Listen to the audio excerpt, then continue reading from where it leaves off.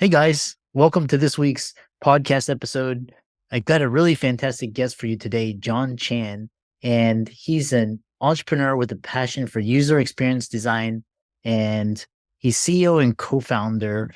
And we're going to talk about SaaS, e-commerce. He's also competed in Olympic Taekwondo, which we also share, and we're going to talk about teamwork in business. And I'm really happy to have him on the show and showcase his brand. So, John, welcome. Chris, thanks for having me. Super excited to be here. Yeah, I know it's a small world. We know that we have Zoom and the internet and we have Podmatch. So talk about set the stage for your story and background and we'll dive right into it. For sure. Thank you. I start off by saying that I come from an immigrant background. So I moved to Canada when I was 6. I grew up here, and my entrepreneurial journey started when I dropped out of school at 19. At the time, I was a bit of an accident. I was disenchanted with school. I didn't know this at the time, but turns out as an adult, I had ADHD. Wow. So I was bored at school. But during that time, I read this book, Rich Dad Poor Dad, and it sent me this direction of thinking about minding my own business and thinking Yeah. through what is it that I really want. And at the time, perhaps naively so, I wanted to retire before I was 30. And that was the thought process. And so I started off by thinking of what kind of skills I had in high school, which was building websites. And I Yeah. started freelancing at 19. And it sent me on this path of being a user researcher and user experience designer to running my own consultancy, doing conversion rate optimizations for different brands and businesses, all the way to fast forward to nowadays. I run a growth marketing agency with my wife where we help e-commerce and software businesses with running their paid social and paid search campaigns to grow and help them generate new sales. Yeah, I'll pause there, but that's like the background. Started off with marketing and design, then got into software and transitioned to marketing. Yeah. And I love that. I think some of the best skill sets to have are able to create websites and then also like social media marketing and now coding. These are all fantastic skills to have because most people don't know how to do that. So they come to you. And what's interesting is this idea of because you integrate user experience design. And then, so talk about how that's used that skill and that interest led you to work for companies like UBC, Basecamp, and then ultimately on your own. For sure. It all started with just recognizing that the things that I was building back then when I was building websites, that there were people behind the scenes. And a lot of the progression from in my career, from going from designing to writing software to marketing, it was all figuring out what the next phase of the skill set that was missing was. And so when I first started building websites, it wasn't long before it dawned upon me that, oh, if I'm making a change on the site, it impacts somebody on the other side. And my first job was working with UBC. It's one of one of the largest, most prominent universities in Canada, where I was working as a developer. But it it was one incident was interesting where I remember I was answering phone calls, helping with system support, like system maintenance, tech support, and somebody was asking for a password change, and I noticed that on the web page that the reason why they called that particular number was because it was an error message that showed up. And that one department that I worked with was in support of 11 different branches. Whereas, and we were always inundated with the calls. And so when I noticed that was the message that showed up, I changed the number to a different department where it was basically had more support. And it basically helped impact the stress levels of that particular group. And so it just like incrementally making me realize that, oh, if I studied the process and the path that people took, I could have more lasting impacts and changes. And so it went from working at the university to eventually recognizing how I can help them support with increasing donors, increasing their and being more clear about their mission, to working for for-profit companies and recognizing that if I made the same type of user experience changes and improvements, that had real impact to their bottom lines. And that's when I started exploring different softwares and different companies, partly because that was my interest at the time. I was looking at a lot of different designers and where the well-known designers are. And Basecamp at the time was one of a very prominent software company. They're the inventors behind the Ruby on Rails software movement, and also just a general idea of running business remotely. And so I was lucky to be able to work with them, learn under the wings, and see how they operated. And that was all came from figuring out the next problem incrementally from the skills that I had at the time. Yeah. Yeah. It's fascinating. And at the end, I want to talk about how all these skill set shaped your entrepreneurial journey and your agency, 2X Growth Agency. It specializes helping e-commerce and DTC brand that's direct to consumer brands grow. So what unique strategies do you employ to manage such a large ad spend effectively and drive significant revenue for your clients? For sure. So nowadays, when we do marketing, we always think about marketing as sales at scale. And so the precursor to any effective or successful marketing campaigns always boils down to having a fantastic and strong product.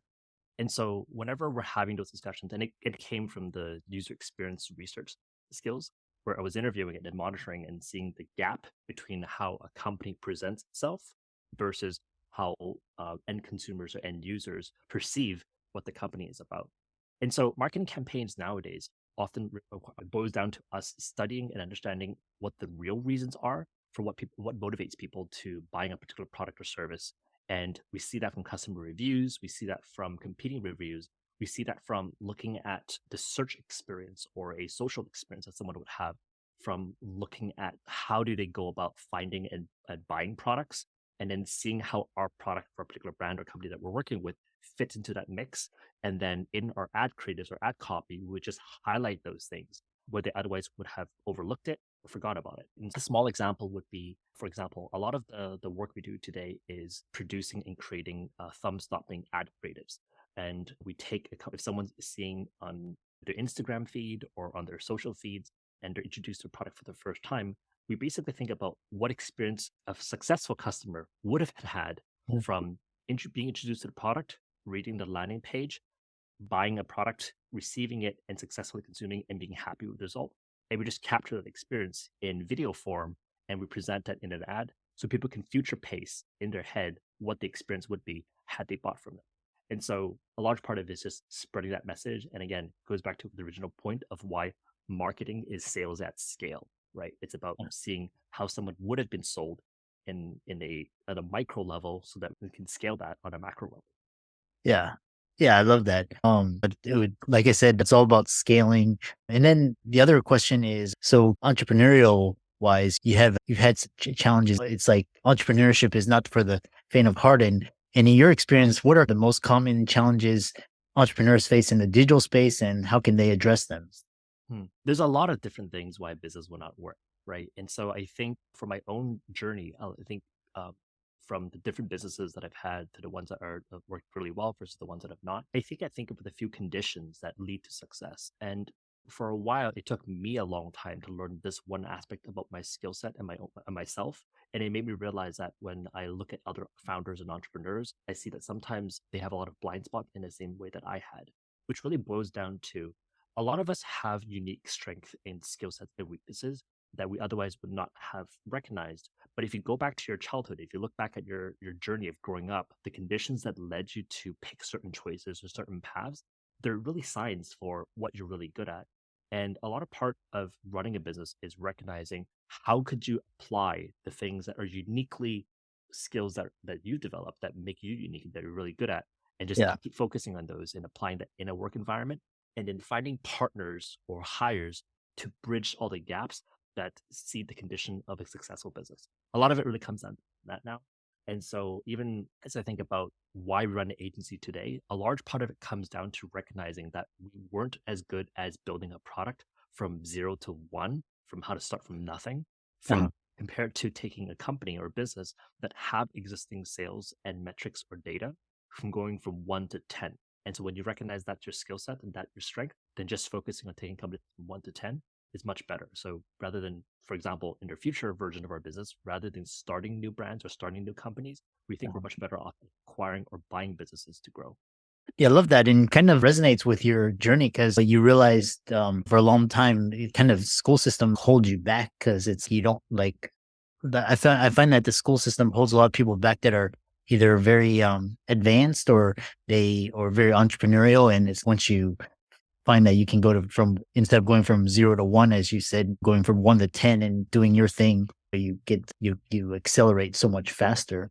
It's quite interesting, and it's like advice for e-commerce businesses. And if you for those looking to scale, what key pieces of advice would you offer, especially in terms of digital marketing and creative development? Yeah.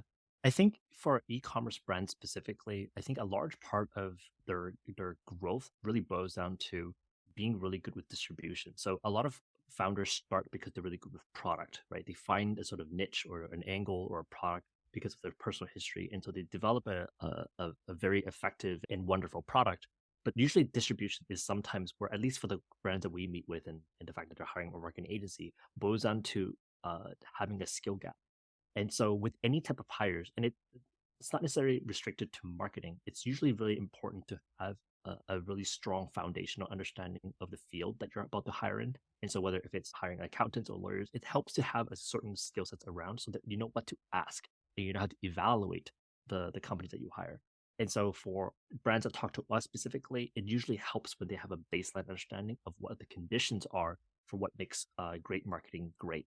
And so then that way they can really see why the things that we do are effective or why our approach makes sense. Whereas sometimes I think brands can sometimes feel like they get burned by agencies because, oh, the expert said so, and they don't really have a good skill or way to evaluate that. And it's not really their fault per se, but it's also their responsibility because as the business owner, you have to own that part of it. And so when you see brands that are very effective in distribution, it's because they understand the field that they hire really well. Yeah.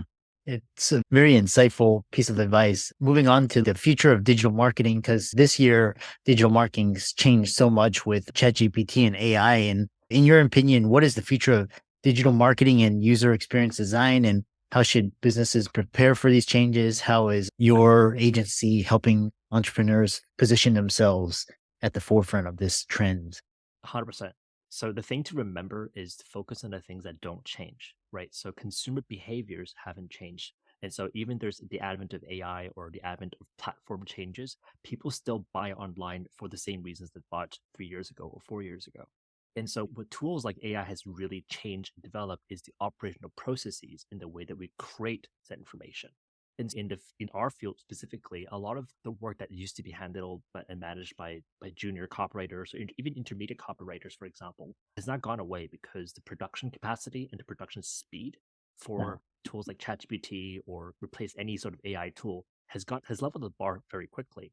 And so the skill set for the creators, what used to be the creators, like at least, is on the burden of being good editors. So that if ChatGPT comes up with five different suggestions, it's up to you to know how to evaluate which one's more effective and which one's more appropriate for a particular situation or context. You can give it all the background and context, but if you look at, let's say, for example, the recent release of ChatGPT's feature set, it's GPTs, which is a lot about the context information that ChatGPT is not able to develop or able to supply. So you have to bring your own domain expertise into it. And so that's why that, at least in the near term, has not changed. So going back, remember that consumer behavior has not changed. So all the things that used to work and say, for example, the principles of direct response marketing, that hasn't changed. People still respond to persuasion and sales in the way that they used to, but adapting to tools and methodologies and knowing how that impacts your business and the way that it reduces costs is very important. It's very paramount and to adapt to applying and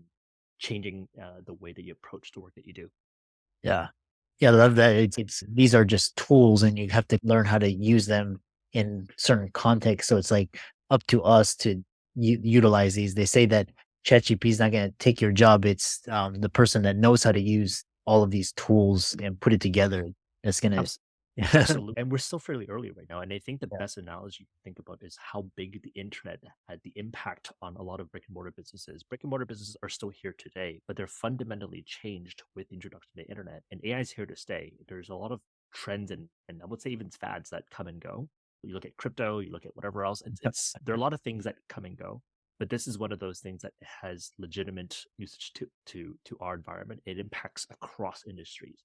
And so it's really important for business owners to face this head on, adopt the different tools, but also get really good at it, right? There are people that are good with the internet and there's people that were not. And you can see a massive shift in the way that the world has capitalized on it and a lot of wealth was created. And we're about to see that happen with AI. Yeah, it reminds me of like when COVID happened, all the restaurants shut down, and then the restaurants that use like Uber Eats or DoorDash and to go, and then they had outdoor seating. Those were ones that were thriving. You look at the restaurant business today. If you don't offer these to go or pick up or deliver, your SOL. All these other businesses, have the scale of reach of the internet to get clients. 100%. And it goes back to what you're asking earlier about what it really comes down to being an entrepreneur. It's about dealing with the changes that, because like you're dealing with things that break down every day. There's always a new problem that you're addressing and facing with. And having that kind of like resilience to stomach that and also being able to chart and navigate that and also having a good mix of reasoning and your gut instinct of how to navigate those uncertainties, I think is a mark of a really excellent entrepreneur. And people that I look up to, the people that I respect, often are really good at making decisions in the face of uncertainty. Yeah. Yeah. You also have a significant interest in real estate, and I'm curious, like, how are you using real estate? Is it more just like create passive income to, because you're obviously doing well with your agencies. A lot of people look to real estate to fire their job, but it sounds like you're not. Is it more just like alternative streams of income to preserve your wealth? Kind of talk about balancing this with your Yeah, entrepreneurship. 100%. And Yeah. so I got into it by accident. So going back to my earlier like introduction about reading Rich Dad Poor Dad, one of the Yeah. things that I was doing back then, I was because like I was a young kid, right? I was 19. I didn't know a lot of people that ran businesses, and so I Yeah. would go to networking events looking for people that sort of fit the profile of like the thing I was reading about, so I could ask them questions. And Uh-huh. so I was lucky in that I met a friend and dear mentor of mine now, where he built a large real estate portfolio. Back then, he had maybe 7 properties. Now he's at maybe like 20 million in assets. That was like maybe 2 or 3 years ago, a lot more now. But it all started with this asking, having those interactions with him. And so the thing about mentorships and advice is that you can talk and ask about things all day long, but until you take and follow said advice is when you Uh-huh. really like fully understand it. And so I got into an accident by accident in the sense that I was just asking him for advice about my finances. I was like, hey, here's the thing, here's my finances, and here's what it looks like. What would you do? And he said, here's what I would do. I would pay down off your debts. I would start saving up. And in the moment I have any type of money left over, I would go towards figuring out how to buy my first property. And so we Uh-huh. bought our first property together in 2011. And we bought four more ever since through different means and different ways. But nowadays, as I think about how I got into it versus how I think about it now, what I'm about to do for the next 10 years, is that I see the businesses that I run as cash flow generating businesses. It's Yeah. really important to have that. It also keeps my skill set sharp in being on the forefront of changes in technologies, what have you. But real estate is a very slow moving like business, right? It's very operational heavy and focused, but the skills don't really change over time that much. And I look at that as wealth preservation, exactly like you said, where there's a skill set and businesses that help generate wealth and a place to deploy it to. And we did fairly well for real estate in the grand scheme of things for what we basically knew back then, which was not much. And so when we bought properties back then, it was mostly doing joint ventures and buying properties to rent both locally and abroad outside of our. So I'm in Canada. So I'm in Canada. I live in Vancouver, but our properties in extra provincial provinces. And so nowadays, as we're getting back into the first 10-year cycle of the real estate boom and bust, now we're Uh-huh. looking forward to the next 10 years of how to acquire larger and larger properties. And so I think next time we go about this, rather than doing joint ventures, we're looking to raise a fund to acquire multifamily units. And that's what we're probably going to do for the next 10 years. Yeah.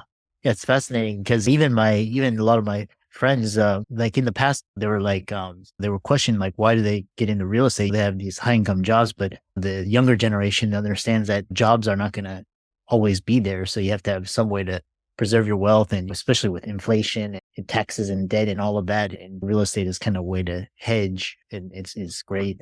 And they say that real estate is a sure thing, but it's a slow thing. And it's like you have to, if you take care of the property, you buy in a good location, it almost always appreciates, but it's slow. So it's yeah. Concluding, which is one interesting, is you were on the Canadian national team in Olympic Taekwondo. And how has your experience in sports influenced your approach to business and leadership? And how does personal growth and development mean to you as an entrepreneur and athlete? Hmm. I love that question because I think about that a lot. And then I don't realize how important that was until Uh, I got into whatever I'm doing 5 or like years afterwards, right? yeah. I think what athletics have taught me at the time, and I was lucky because I was trained under an Olympic coach. I tried to work towards being Olympian, never made it. Ended up joining Team Canada for different occasions for different aspects of it. I was on the World University team in 2007 and 2011. Uh-huh. Competed for Team Canada and also World Poomsae in 2006. But the progression for being in athletics have, especially in Canada, where there's not a lot of carded and professional athletes, you're doing it on a vocation. And it meant that whenever you get into any field, I think it taught me the persistence of grinding through long periods of a stretch without seeing immediate results. And I think when you look at business, a large part of it is you have a lot of scenario situations where you just want to throw in the towel. And Uh-huh. I think athletics could have forced me out of that. And so it made me really deeply question, what am I really doing it for? And it gave me a way to internalize and look within on how to find out my own answers instead of looking around and see, well, I'm just doing what everyone else is doing. And so Uh-huh. it gave me that sort of sense of direction. I think that's one of like the really large thing. But the other piece that it taught me was that the a mark of entrepreneurship really comes down to talk about the overnight success. And then you see the meme of overnight success of 10 years of absolute nothing. And then like year 10 or year 11, you have a huge spark and growth. And Yeah. so in athletics, it caught me the similar thought where looking back, I got put into Taekwondo because my parents put me into martial arts, but I don't necessarily think that it was actually the best sport for whether it's personality or skill sets or what have you. I think the ADHD, the psychological management part, was like, particularly challenging for me. Uh-huh. But I didn't know about that from a performance perspective at the time. But I stuck through it for so long that basically everybody else retired or I just worked everybody. And it Uh-huh. gave me the sense that if you just did that in a lot of different fields, you can get to the 95th percentile or the 10th percentile to be world class, even if you're not at the top percentage. And I think that takes sort of different level of the right conditions, the right environment, the right people, and also the right sort of natural sort of conditions that make you a strong athlete. And so Uh-huh. even if you didn't have that by birth and you had everything else, you could still outwork and get really far. And I think the same could be said of business, where if you a lot of times it's just don't die in your company, in your business. If you can find ways to survive and get through the next payroll or the next thing to get to the other side, you see Yeah. a lot of things play out that way. And that happened certainly with us in real estate. We had a lot of near death experiences. It happened with our agency and the business that I started with my wife. And we've also had our best years because we grounded through the tough parts. And I think athletics really drove that into my head. Yeah, I love that, and I love it's just because even like Neil Patel and just like you see a lot of people they during pandemic and COVID they started all these podcasts and YouTube channel and it exploded, but then they just quit it. That if you like slow and steady, it's you're already outpaced them. Really interesting. If people want to find out more about you, check out your website, follow your social media, check out your agency. How can they do so? Sure. So our agency is 2x.agency. So you can learn about us and our services there. I'm on Twitter. It's Twitter or X, whatever it is now. But username is JTC Chan. It's you can look up John Chan, which is there's a lot of us. You can always find me on LinkedIn, but I'm always happy to connect with other entrepreneurs. And yeah, and I also want to go back to my initial thought of thanking you for doing what you do. It goes back to what I respect the fact that what 600 episode in because it's easy to start something but is it Yeah. very hard to maintain and be consistent over time? So a lot of respect to you as well. Oh, thanks. Yeah, and I think it's also the athlete conditioning and the training. Just I love your idea. You don't have to be world class, but if you outwork everybody, you can be world class. So it's just kind 100%. of No, 100%. If you look at business, there's enough for everybody. We live in a world of abundance. So you don't have to be the best in a particular field of set. You can be good enough and still do very well in your finance and circumstance and the people around you. yeah, yeah, I love that. For all the listeners out there listening, John for coming on. Be sure to follow him on all his socials. These will be in the links and the resources. And with that, thanks so much for coming on. Thank you, Chris. It was a great pleasure.